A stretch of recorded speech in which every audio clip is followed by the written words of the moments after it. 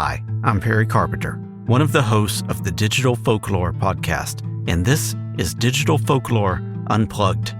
Unplugged episodes are where we ditch all the fancy production and narrative elements, and we bring you the raw or only slightly edited interviews with our folklore experts.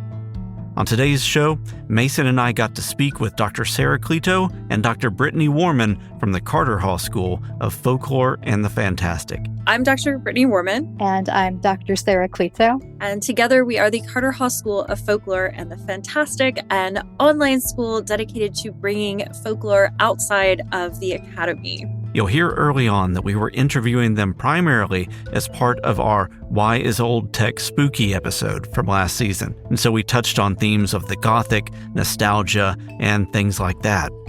But we didn't stop there. Sara and Brittney are a wealth of knowledge. They run a school for folklore studies, and they love to share their wisdom and passion for all things folklore. So we couldn't help ourselves. We jumped into questions around folklore basics, terminology, transmission, categorization, social issues, and how studying folklore enriches our lives. Okay, let's get unplugged. We earned our PhDs in folklore from The Ohio State University in 2018. And we earned our master's in folklore from George Mason University in 2012 somehow. And you should definitely take the show on the road. I think you guys work well together. You should maybe create something based off of that. We have heard this before. Yeah. So here's the thing I want to dig into. One of the episodes that we are planning in conjunction with another podcast called Imaginary Worlds is the concept of analog horror. It's, why when we look at old VHS tapes and CRT monitors and this older technology, why do we feel this sense of dread and intrigue? And as I was reading some of your descriptions about crumbling castles and things that are a little bit tattered that were once really clean, representing Gothic, it started to click in. Is this the nostalgia that comes with a show like Stranger Things? Is that kind of a modern Gothic take? Well, that's a really good question. I do think it's playing with similar ideas at the very least. And I think you could make a good case that something like Stranger Things is at least Gothic adjacent, if not like full on Gothic itself. So where I would start with this, Brittany might dive in somewhere else, but there's a scholar of the Gothic named Fred Botting, and his explanation for the Gothic is basically that it is the past coming back to haunt the present. So if you think of it in terms of old technology that is sort of like crumbling, we maybe don't have ways to access it quite so readily anymore, you can definitely think of that as a newer vehicle for potentially exploring the Gothic. But where we diverge from this, take it, Brittany. So where we diverge from this is that we would go a little more specific and say that it's not just any past, it's the folkloric past more often than not. It's these ideas of superstition and monsters and things like that come back and break through our modern world, our civilized world, our world of rational thinking, and remain even though we tell ourselves that we've moved on beyond that. Yeah, this feeling that we should be past it. And that is, ye old stuff. And like we're more evolved, but the idea that it's still there with us, like lurking underneath the surface, getting ready to erupt at any time. That's the Gothic. Yes, that's what we feel is the Gothic. And that's why we see it so often interact with folklore and why that's so fascinating and needs to be discussed more, we think. Yeah. And also, to bring it back around to technology, you can see why old technology is so often like a vehicle for Gothic or for, sometimes horror that kind of splits from Gothic a little bit, but because it's stuff that we are theoretically past, right? But that used to be so integral, that used to be something we interacted with all the time, but that now is inaccessible, and that creates a space for it to potentially become Gothic. I also think there's a really cool connection with the idea of these things decaying, like film like not being as good as it once was, audio going out, the colors and picture isn't as good as it used to be. Static. Yeah, everyone is always worried about losing material because it's on old formats. And that seems very Gothic to me too. And very folkloric. Yeah, just that sense of decay and loss, I guess. Well, is there also kind of the fact that we misremember the glory of some of this old stuff too? Is like when you look at it, Oh, hell yeah. you pop in a VHS tape that you used to remember as like the height of technology and it being crystal clear picture, and you're like, oh, 480p kind of sucked. I can see all these lines. I can see the equivalent of pixels now, and that's kind of jarring compared to what I'm used to.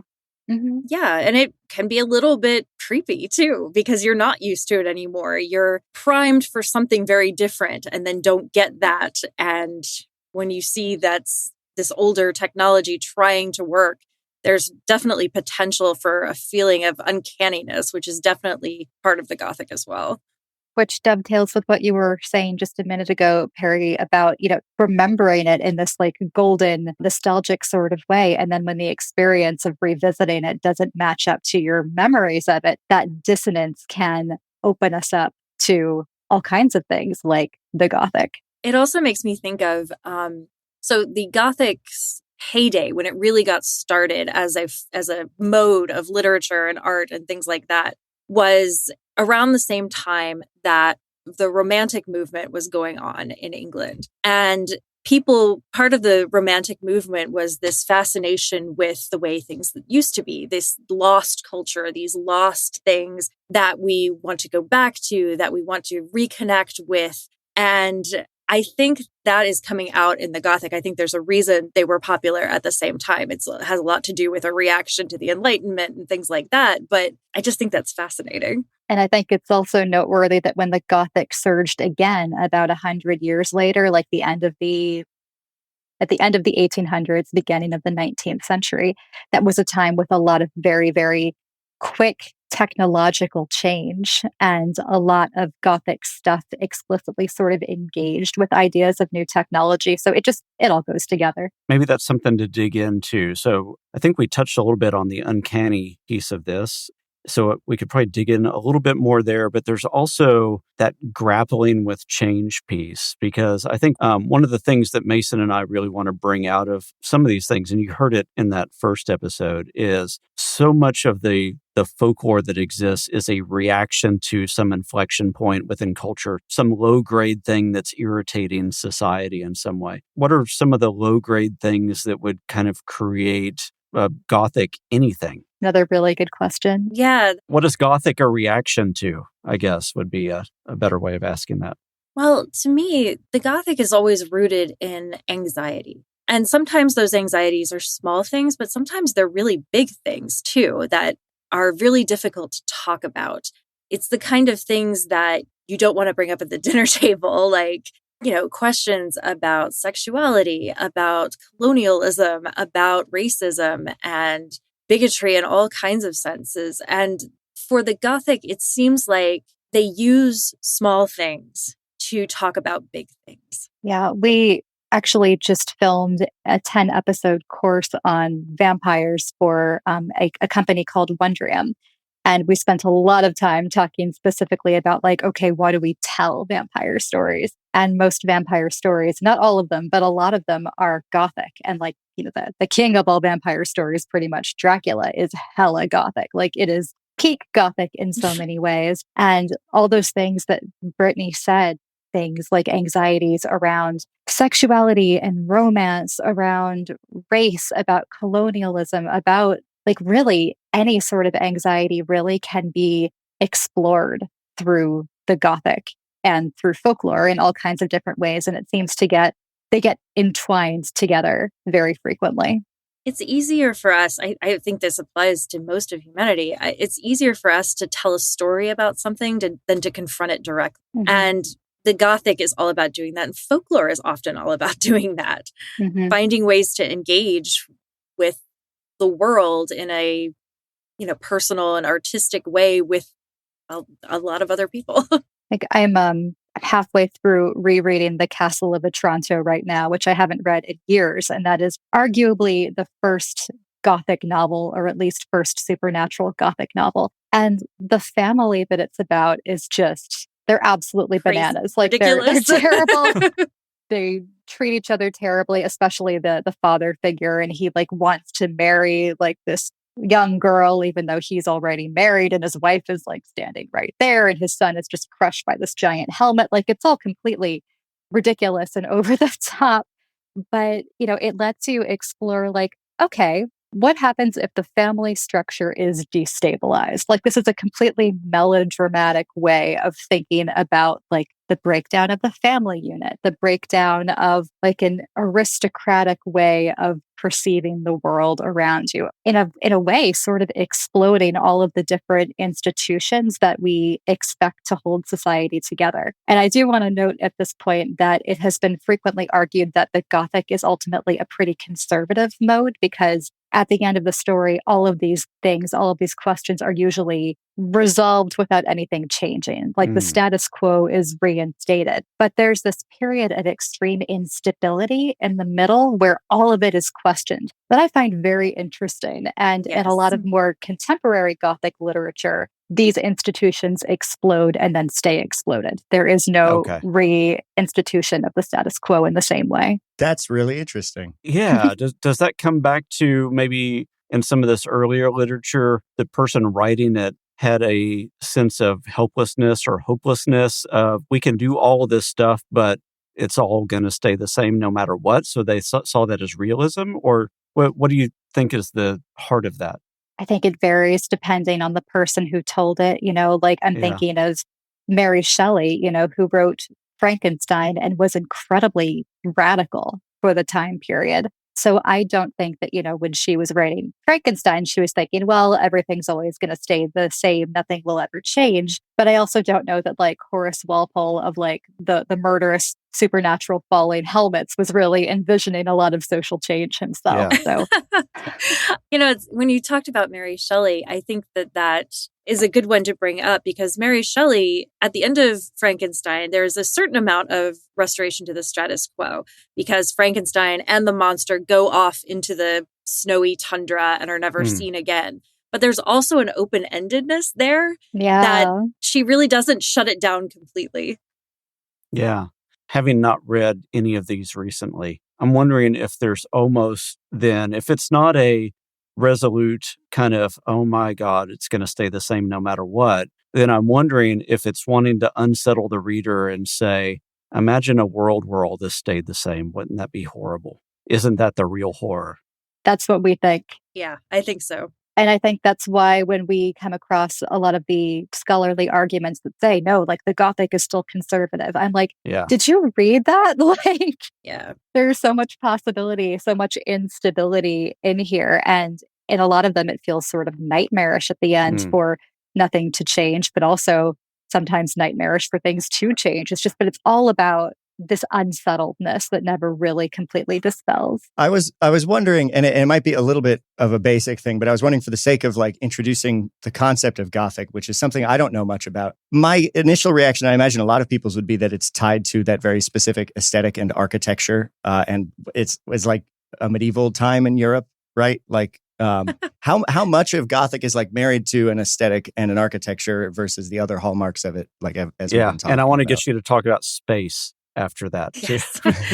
We would love to. We would love to. Yeah. So to answer your question, Mason, the Gothic is very difficult to define super precisely, because there's just a lot of differing opinions about what makes something Gothic. But what it ultimately comes down to is sort of a bunch of things put together and reaching a critical mass where it tips over into Gothic. So if you see things like decaying castles and fainting maidens and haunted houses, deep dark forests, family secrets, curses, all that kind of stuff. Threat of the supernatural.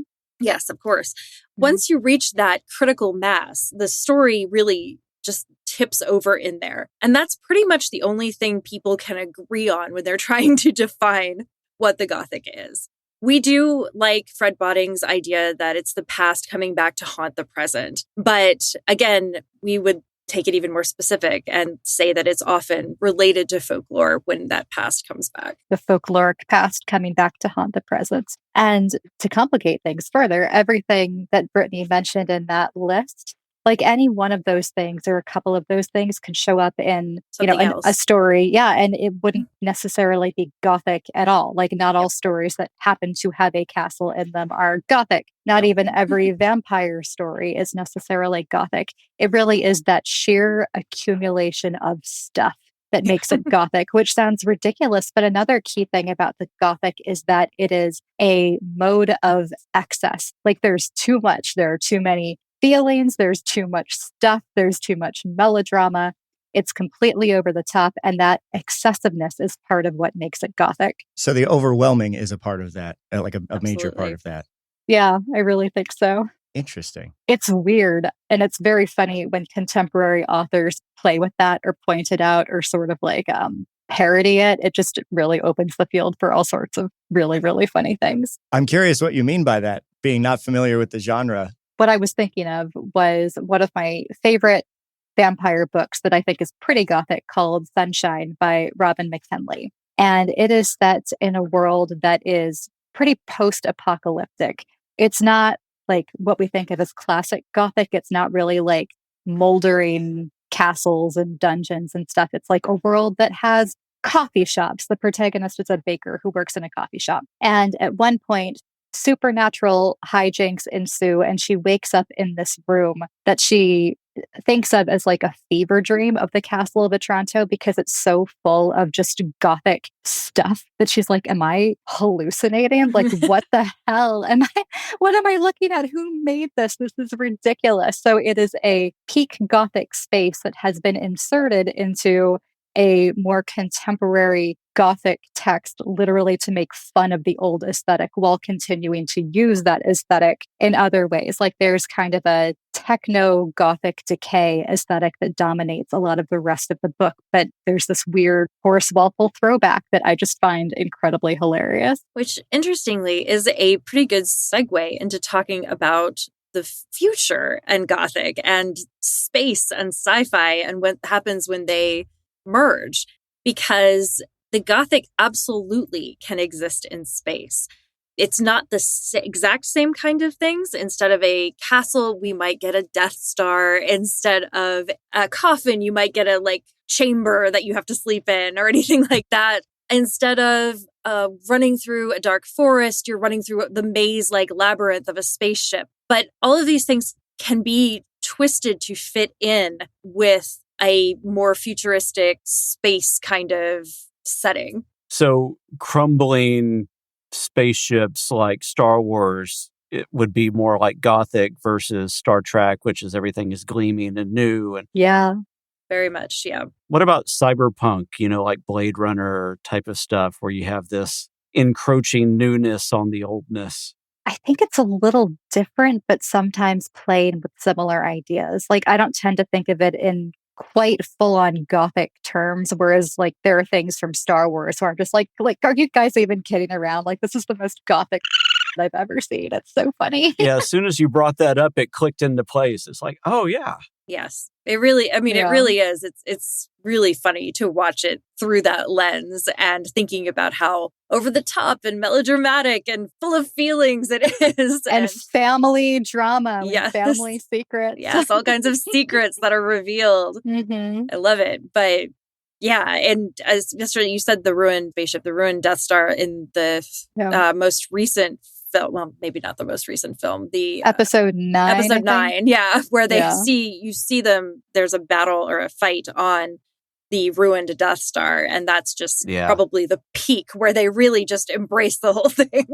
Yeah, it's just completely skeletal structure. Yeah. And that's amazing. Super Gothic. And there are other examples of it too. Star Wars is probably by far the most famous one that we could throw out there, but there's a book we're going to read in the upcoming class called Sabella that has a vampire on this planet called Novo Mars, which isn't even actually Mars, but is a planet in another system. And it's honestly one of the most Gothic things I've ever read in my entire life, even though it's all taking place in outer space with like space shuttles and hopping between these different planets. It has a very like sci-fi aesthetic, but it's just ridiculously intensely Gothic in terms of the aesthetic, the way that the heroine dresses, the kinds of issues that come up about family and sexuality and being super tortured and enclosed and all kinds of threats. And it's very, very Gothic. So there are many different stories that do this, even though we almost never think of outer space as being Gothic. It can be. Another good one that comes up often in scholarship is the movie Alien. Yeah. That is a story that is very claustrophobic feeling. There's a lot of dread. There's a lot of, discussion about things like gender sort of bubbling below the surface. Even though it seems like a alien monster movie, it is definitely dealing with some of that, the same kinds of things. You can tell even in the way it's lit in many scenes. For sure. Yeah. So flashing back then, when you think about some of the markers of Gothic, like, the excess, the kind of looking back and seeing things crumbling and all these ideas of encroaching and grappling with social issues and all that. One of the things that somebody suggested to us, and this was not a folklorist, but it may make sense, is that when we think about kind of old technology bridging into where we are now, there's not only some of the nostalgia and the looking back and then realizing that things weren't as perfect and having this uncanniness and looking at old technology and seeing how it's more faded and the colors aren't as bright as we thought and everything else. But there's also this kind of tipping point that we hit as a society between everything being, I need to pull this off the shelf and plug it into more on demand and more 24-hour news cycles and all of this other stuff. When we think about some of the social issues that may make one of these genres spring up or one of these folkloric expression styles spring up, do you see those types of tipping points as being critical, or is that kind of a red herring? I mean, when I think about when the Gothic has really been popular, there were things that sort of directly precipitated it. So like I mentioned before, when it was first getting going at the end of the 1700s, there was Romanticism, which was a direct reaction to the Enlightenment and a sort of rejection of the purely rational mind in favor of mystery and feelings and such. Yeah. And so that was definitely responding to something very particular. And then when it sort of there was a resurgence of it at the end of the 1800s, it was a reaction to a lot of different things, but a lot of political things like the rapidly declining power of the British Empire was a big reason why people felt scared, why people felt like they were on the precipice of change and maybe wanting to cling to those things and then realizing some of the things from the past are pretty scary when you look at them. Yeah. And now I think that there are things in place that could signify some sort of Gothic resurgence, but it would be a very different form. And I think that there's potential there, but I'm not sure what it would look like. Yeah. I think some of the stuff that we're seeing with space Gothic, that kind of thing, or more of a technology heavy Gothic could be the forms that it takes on. But yeah, the Gothic often resurges in times of instability or times of rupture. So I would not be surprised if we saw some kind of technological Gothic resurgence. I mean, who knows? We could be in the middle of one right now. Right. It also really has something to do with where we are right now. I think we're almost to the place where things are starting to get a little bit scary on the technology side, much like it was at the end of the 1800s for England. It seems like we're almost to the point where technology can get a little uncanny and scary. I'm thinking of things like self-driving cars or AI. I'm thinking of AI art. Yes, AI art, too. Exactly. And that's a perfect example. And what does that mean for society? What does it mean for art? And these are the kinds of questions that the Gothic is really good to try to come up with some sort of answer with. Yeah, I mean, the Gothic intersecting with art is a huge thing. I mean, think about something like the picture of Dorian Gray, how these things can mingle. And then if you throw in technology in the form of AI art, like if someone hasn't already written a story about that, like that needs to happen immediately. More of our interview with Dr. Sara Cleto and Dr. Brittany Warman after this. Welcome back. It's interesting how both nebulous and concrete Gothic seems to be, in that there's all of these hallmarks as discussed, but also you can't pin it down to a list of things. It's an aesthetic, it's tropes, it's motifs. I'm trying to think of like the best way for someone who's just never heard of it to think of it. And I was wondering if either of you had if someone has no idea what Gothic is, here's this thing. Like, here's a quick summary, or I don't know if that's possible. Oof. I mean, I feel like we could at least get them to think of the right vibe pretty quick. We could even say like, have you ever read or seen a version of Dracula, or like think about where Dracula lives, and then let them think about that for a second and then be like, that's probably the Gothic. I feel like that's a fairly quick way into at least getting their brain in the right space. Right. Because some of those things are just so culturally familiar. Even if you haven't read or seen anything to do with Dracula, you're probably still familiar with the character, because he pops up on cereal boxes and advertisements and things like that. So you have at least a small idea of who he is and what he represents and what he looks like. Yeah. Or even say like, think of the scariest haunted house that you could possibly imagine, like the one that you absolutely wouldn't want to go into. And there, I feel like you could end up veering more into horror than the Gothic. And those things are kind of different, but it still probably wouldn't work as well as Dracula, would it? No, well, to me, the word I keep coming back to describe it is haunted. It's haunted by the past. It's haunted by family secrets you don't want to come out. It's that feeling of being haunted. So anything that you associate with that feeling, I think, gives a general impression of what the Gothic is. The last thing that just popped into my head, there's an amazing writer named Angela Carter who wrote a bunch of Gothic fairy tales that we adore. They're so good. But she describes the Gothic as dread glamour. And I always thought that was really good. Like it gives you like that vibe in 2 words. So go, Angela. I really like that. Yeah. That's awesome. Isn't that good? I wish I could take credit for it, but I can't. It's a good pair of words. I have one more quick thing. I've just had a realization that perhaps dawned too late. Are either of you familiar with Sunless Seas or Fallen London? They're both, Sunless Seas was like it was a video game property, but it's very much Victorian Gothic in the writing of it. And in talking about this, I was like, the vibe that everything you're talking about really evoked these games. And I looked it up and they were like, oh yeah, it's very influenced by Victorian Gothic. And I just didn't know if it was a touchstone for you at all. Sunless Seas, and what's the other one? Fallen London. They're like choose your own adventure games, sort of, but it's all very text heavy and story based. That's really cool. I think I've heard of Fallen London, but I haven't played it. But I've written both of those names down now. Nice. They were some of my favorite things, and it didn't really hit me that it was, I just kind of played them to play them. I was like, this writing's really good, and this mood is really specific and hard to put a word to. And I think that word might have been Gothic. Awesome. So Dracula, Gothic, Twilight, not so much, even though it has vampires.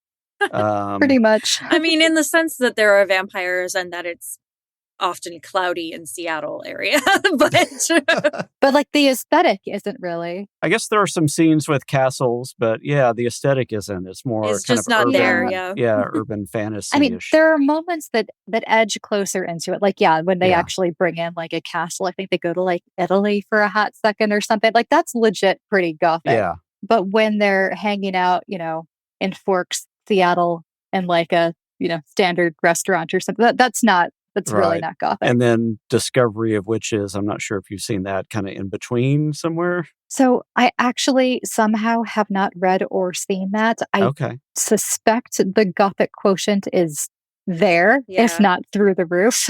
It is higher. I mean, there's tons of location stuff in there between Italy and, England and everywhere else. So I was going to say it's set in Oxford, isn't it? Yeah. And it kind of starts in Oxford and then kind of goes throughout the EU as well, with lots of, Romania and everywhere else in it. So a little bit, lots of crumbling structures, but then also juxtaposed against modern England as well. One other thing, I mean, Brittany talked about haunting. One of the and I hate to pull on this analog thing one more time because I feel like I may be trying to go somewhere that we don't need to, but I just want to see if there's something here too. When you're talking about haunting from a folkloric perspective and a sociological perspective or anthropological perspective, we probably see that through a certain lens. I'm wondering if you could articulate what that is, because when we get to this analog piece, there are some tropes around haunted video game cartridges, haunted DVDs, haunted, pieces of technology. Is there anything there that you see as particularly interesting to talk about? Well, I mean, I was just had my mind blown by a video on that came out recently that is about the internet game, or the internet sensation that wasn't actually a game, but purported to be a game. A story about a game. Yeah. Yeah. It's called Kill Switch. So it's a creepypasta. Yeah, it's essentially a creepypasta. It was about a video game that was, had all this crazy, these ideas behind it and all these scary things associated with it. And what blew my mind about it is that it turns out it was actually written by one of my favorite authors, Catherine Valenti. And I was shocked and just delighted to discover this, because it really took on a life of its own on the internet, and people added to the story and made up things to go with it. People tried to, they went on searches to find the last remaining copies of this game. And it was all made up. But when Valenti talks about it, she doesn't claim ownership over it. She's like, it went out of my hands. It became something of the internet. That's so cool. Because it really did go viral. Yeah. And I think that is, I think that's fascinating thing that can happen on the internet. Because, I mean, the same, I was thinking about this when I was listening to the sample episode that you sent in the context of Slender Man. Again, you see that, there was an actual author of Slender Man, somebody who came up with it first, but it didn't matter. And it sort of went into folklore regardless of that fact. Yeah, even if there was an author that you can pinpoint, which almost never happens in folklore, but in internet folklore, sometimes you can. Because it becomes folklore, it means there is no definitive author of the story anymore. There are a billion versions of Slender Man now. And even though Cat Valenti wrote the original story about Kill Switch, it went viral and turned into many other stories that became its own internet legend. And I wanted to add to what Brittany was saying about Kill Switch. Part of what made that stick, I think, as a viral story about, older technology is that it was older technology, right? Like this video game apparently would erase itself if you played it to the end, it would be gone, and there was no way you could play it again. There's no way you could show it to anyone else and talk about it. I mean, talk about haunted art right there. And then scarcity, the idea that there were only a few copies made. Yeah, the company had only made a very limited number. And even if you did have it, it would probably be hard to play because it was supposedly a video game from the 80s. So there's so much here about it being a story about old technology. And that collection of stories that it came from actually was all about old technology. You would probably get a huge kick out of it. Do you remember what it was called, Brittany? Was it Imaginarium something, or? We can look it up. Imagine I think it's Invisible something. We can look it up and send it to you if you're interested. Invisible Cities, maybe? Maybe. But all of the stories were about old technology or weird technology that had supposedly profoundly influenced the course of how technology had developed, but was all forgotten. And of course, none of it was real. But all of these stories functioned on the basis that it was forgotten technology. I love that. Yeah, that sounds like a fascinating read. Yeah. It's great. Cool. It's really fantastic. What I'm hoping is we have another episode that's really going to be just kind of a back to basics. The questions about folklore that people should have answered if they really want to study the topic.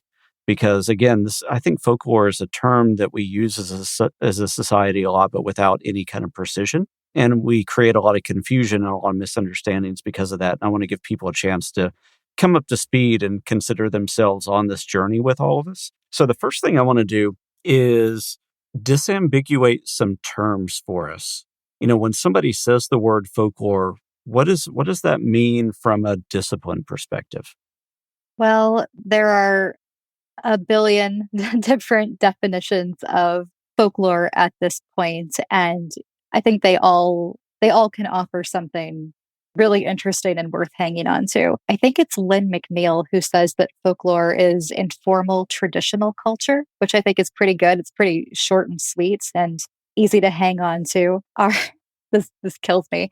Our advisor back when we were be smiling, Brittany. Our advisor said as a shorthand once, like just off the cuff during a class that he was teaching, that folklore was stuff that went well with beer. And I just laughed, could not stop laughing for like 5 minutes. I'm like, he's not wrong. But yeah, like another one that gets thrown out a lot is that it's artistic communication in small groups, that it's informal culture. That's Dan Benamos. That's Dan Benamos, yes.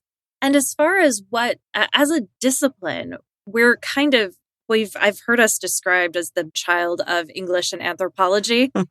And to a certain extent, that's pretty true. We exist somewhere between those two disciplines where we're looking at stories, but we're looking at the stories people tell each other informally around campfires and, at lunch meetings and just things that people say in a variety of different places with different peoples. We're looking at the way that culture develops within very small groups, very simple ways of, not simple ways, that's not fair. I feel like it's often the stuff that people say and the stories they tell in contexts where they don't think it's important and when it doesn't matter. That's what I was going to say. Which conversely means it really, really does matter because it's kind of what is most true to them when they feel like they're not editing, often when they feel like they're not performing. And of course, you can perform folklore.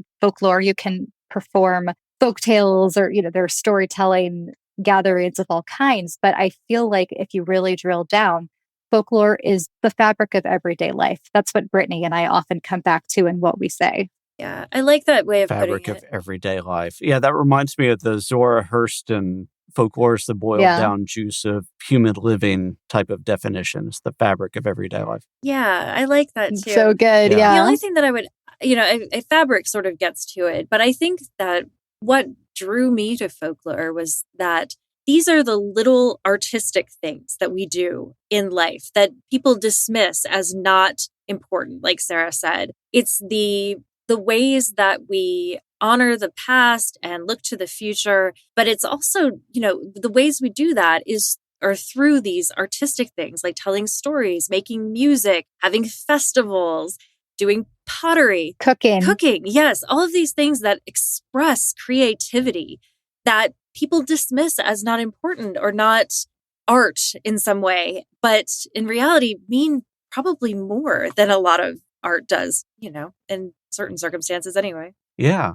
All of that reminds me of, so when I've taught, like intro to folklore in a university context, one of the first big hills that I pretty much always had with my students was that they didn't think they had folklore. They thought everyone else had folklore, like cool people who lived in other countries and had cool traditions. Like they had folklore, but they did not believe that they had their own folklore. And of course they do, everyone has folklore, but one of the easiest ways to cut through that and redirect them to their own folklore often was through foodways.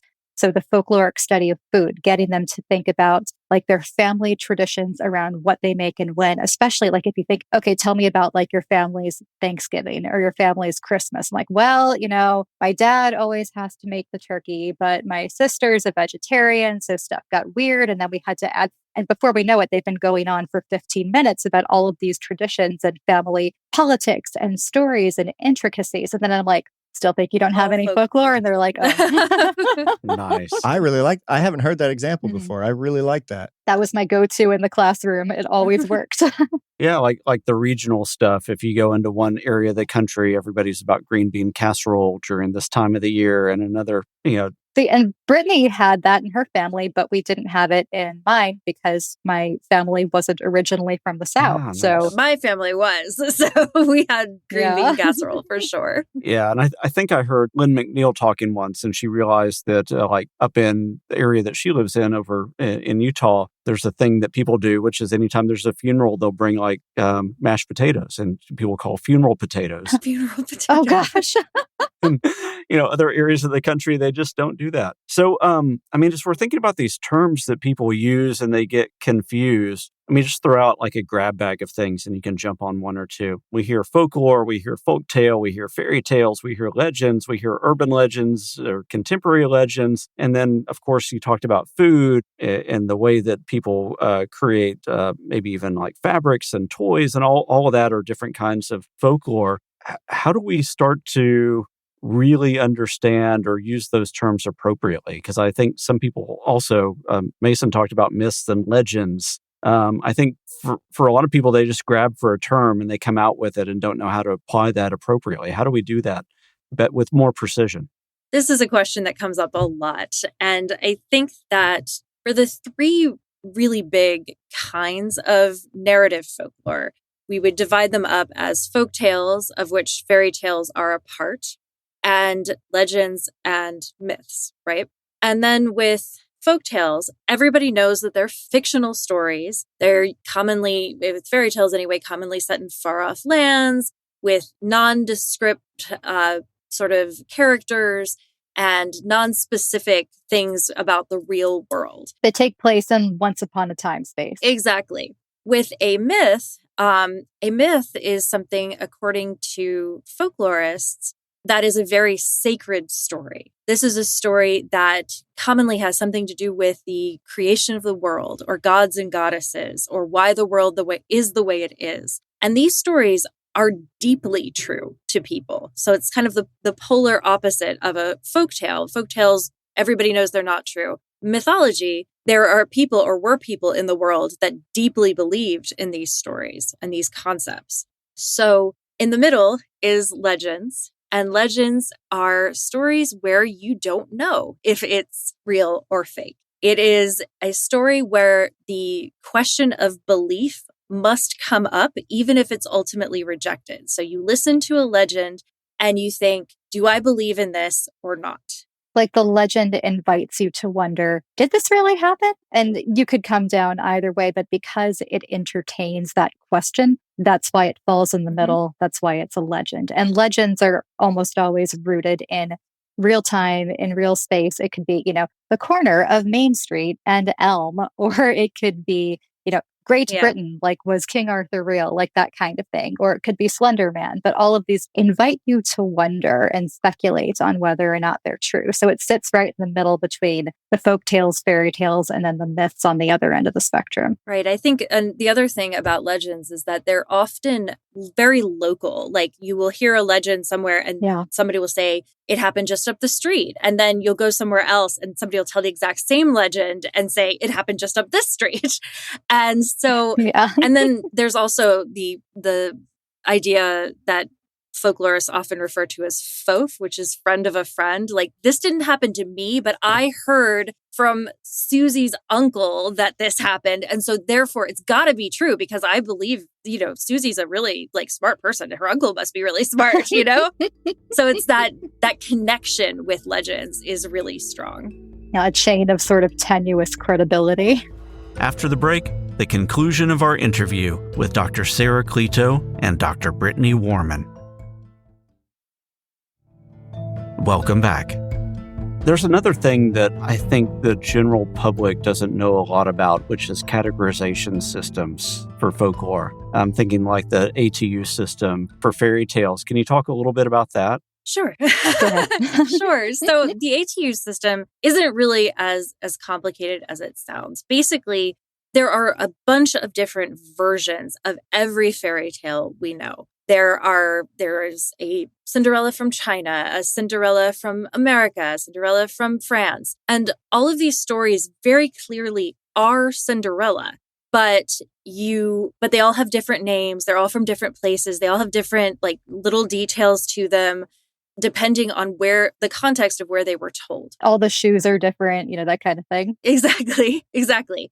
But they're all recognizably following the same folklore pattern.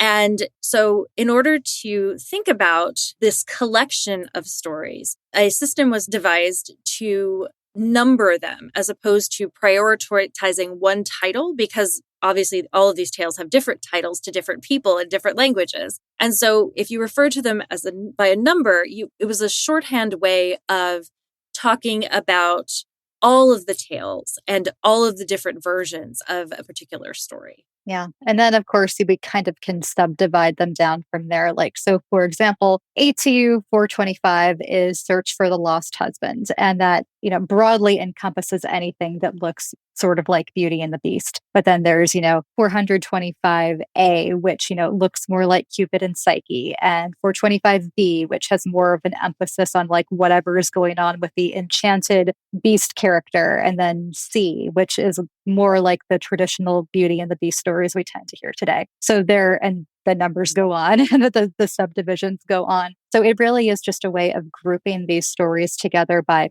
plots so that we can find them and talk about them coherently, a way of just organizing so many different versions of the same story while trying not to prioritize one over the other. Of course, the ATU index still really works way better for European folktales and fairy tales. There have been efforts at expanding it. It's definitely not perfect, but that's at least part of the thought process behind why it's done that way. Is there the equivalent of that or something that's striving to be that for contemporary legends or no? As far as I know, I don't think there's one as comprehensive, but I will be perfectly honest that I am not super up to date on my legend research in the same way that I am with my fairy tale stuff.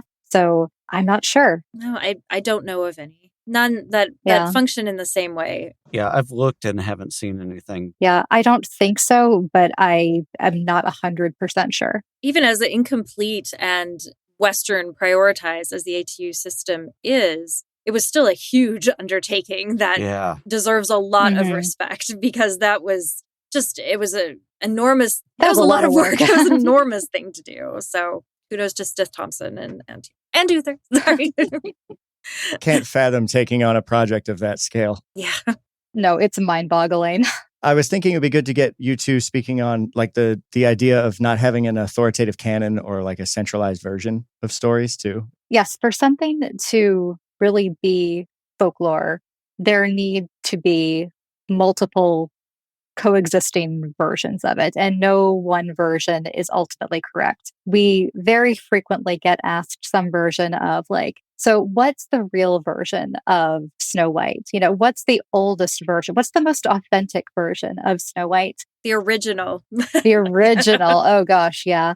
The thing is, to us, you're almost never going to be able to find it because it's from the oral tradition. We're never going to be able to know what the earliest original, who authored it version is. It's just not actually the text. The text. It's actually not possible for us to know that. And B, it's ultimately not really that interesting of a question. It sounds like it is, but it really isn't, at least to a folklorist. What we think is a lot more interesting is, okay, why are there so many versions of this story? Why do people keep telling this story over and over? Why does it resonate so strongly all over the world? Why does it resonate this strongly? And what can we learn from individual versions of it in their context? What is this, woman over here in Spain telling this version of, I don't know, like Sleepy Beauty or whatever? Like, what does the story mean to her? And what does it say about her culture and her experience versus like a dude telling the same story in Alabama where a guy gets to be, a Cinderella character or something. There are actually a lot of male Cinderellas, which is really interesting because culturally we never hear those. So we think that wondering about the meaning of a particular version in a particular context is just way, way, way more interesting than trying to speculate about a question that we will never be able to answer and that wouldn't really tell you that much anyway. Folklorists used to be, in the beginning, there was a lot of effort to find, the original stories, so the texts. And gradually, folklore as a discipline just really moved away from that concept entirely. Yeah. I do have a quick follow-up, if it's not too much. No, sure.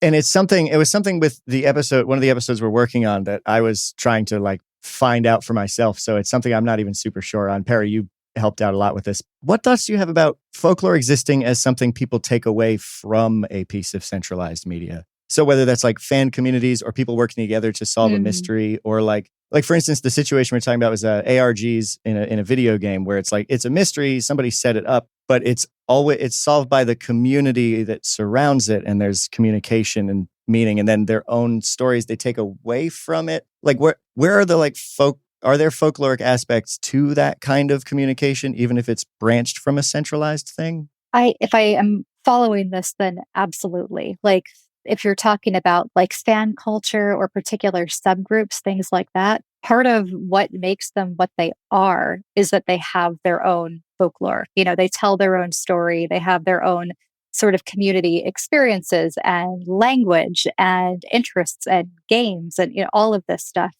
So I think I would just say that yes, absolutely, if I understood that right. Yeah, I think the main sticking point is for me is like the fact that it is around something that is very centralized, has a single author's like single point of publishing kind of thing. Oh, okay, yeah, that makes a lot of sense. Yes, like the version of this that I know best probably is like fan culture, like a fan fiction culture or something. So say that you have like a group of fanfic writers who all write about like Game of Thrones or whatever. Like Game of Thrones is not, a work of folklore. It is a single authored fantasy series, and, TV series. But the stuff that comes out of that community, like the stuff they make together and create together as fans, 1,000% folklore.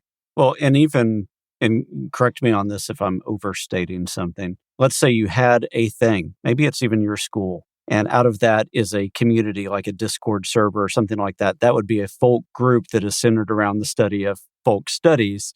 But some of the conversational shortcuts and the references that people use, all of that would be folklore output of that. Is that correct? Oh, yeah. Cool. All right. I think we are. You've set us on a good path there. Yeah, it might help to think about the concept of folk groups for this. Yeah. And a folk group can be like as little as 2 people or as many as, 100 or something, or even more, who all share something in particular. Like a family is a folk group, and like their shared thing is that they're all related. Or, a community of gamers who are all super passionate about one particular game are also a folk group because they hang out and they talk about that thing. So if you think of, any of these communities as folk groups and their output as a kind of folklore, I think that framing might help. I would also recommend looking up something that it was a couple of years ago now, but the concept of the folklore-esque, which is basically the intersection of folklore and popular culture, and how pop culture uses folklore, and how it's not exactly folklore, but it's doing something with folklore. And I think that might be a fruitful way to think. It's folklore-y. It's folklore-esque. Yeah. Yeah. Awesome. And if I remember, I think Trevor Blank wrote quite extensively about that early on too. Yes. That sounds right. So, all right. So then the last formal question from me then is, folklore is something that you've both given your lives to in a lot of ways. There's whole academic communities that surround that, and then also independents that surround that. What is it about folklore? And I don't mean this in a negative way, but I just want to give you a chance to talk about the richness of it.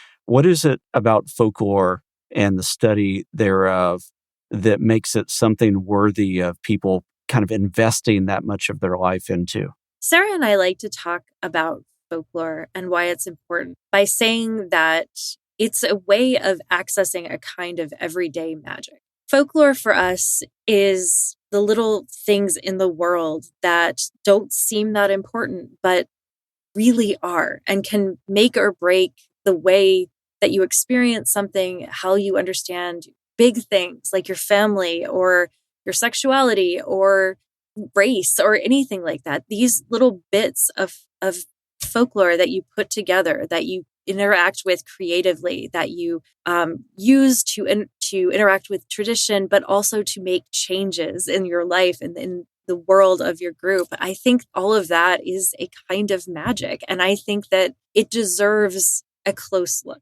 Oh, that was really nice. And now I'm going to ruin it. Oh, no. No, I love it. And I totally think that stands alone. But I would also add to that, I totally agree with everything that Brittany just said, but folklore is also incredibly powerful because everybody has it. Everybody interacts with it. And part of what makes it so powerful is that a lot of people don't even know that they have it. They don't know what it is. They don't know how they interact with it. And they don't know how. Or they dismiss it. Or they dismiss it.